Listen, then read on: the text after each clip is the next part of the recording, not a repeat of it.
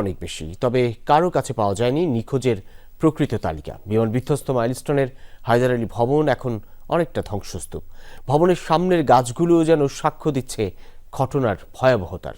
আশিক মাহমুদ জানাচ্ছেন বিস্তারিত।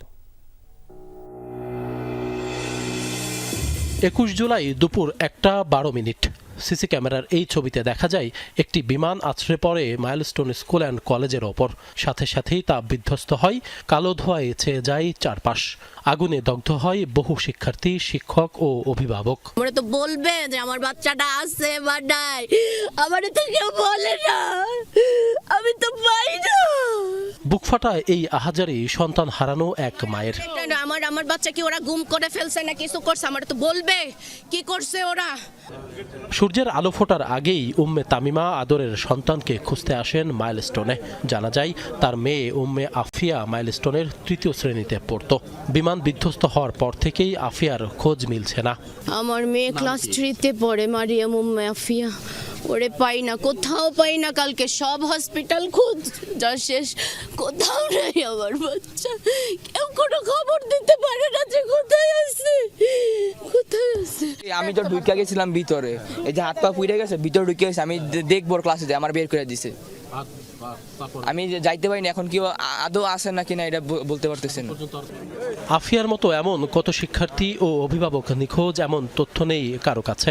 স্বজনরা হাসপাতাল থেকে ঘটনাস্থল ছুটছেন দিক বিদিক। বাচ্চা আমাদের দেখে দৌড়ে আমাদের কাছে চলে আসছে, কিন্তু তারপর থেকে বাচ্চার মাকে আমরা এখনো পাইনি।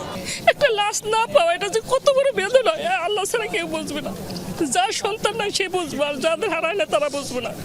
ক্ষোভের পাশাপাশি দুর্ঘটনার হাত থেকে ভাগ্যক্রমে বেঁচে ফেরাদের আতঙ্ক কাটেনি এখনো।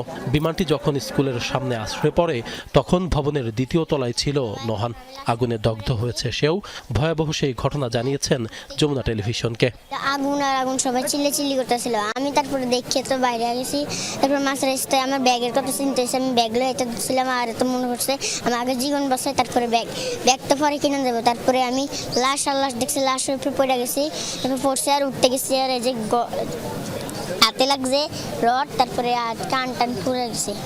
বিমান বিধ্বস্তের পর মাইলস্টোনের এই হায়দার আলী ভবনটি ধ্বংসস্তূপে পরিণত হয়েছে।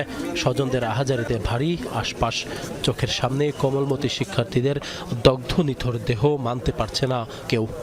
একজনের পর একজন শুধু মৃত্যুর খবর আসছে, মাইকে বলছে। একই বয়সে আমার বাচ্চাও আছে। প্রশিক্ষণরত যুদ্ধ বিমানটি বিধ্বস্ত হওয়ার পর আগুন কতটা ভয়াবহ ছিল তা এখন স্পষ্ট বোঝা যাচ্ছে ভবনের সামনের এই গাছগুলোর দিকে তাকালে। বেশ দূরের গাছগুলোতেও লেগেছে আগুনের আঁচ। মাইলস্টোন কলেজের এই হায়দার আলী ভবনের ওপর দিয়ে প্রতিদিন শত শত বিমান এয়ারপোর্টে ল্যান্ড করে, যা এখানকার